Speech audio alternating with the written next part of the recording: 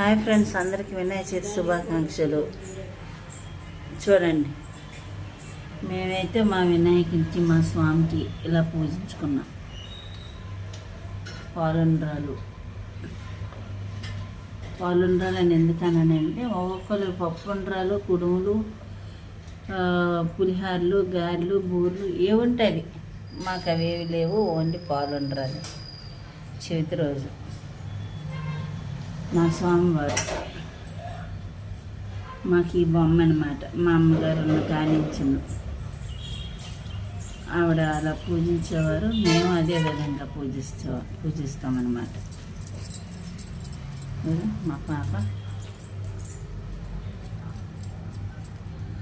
స్వామికి దూప దీపాలు.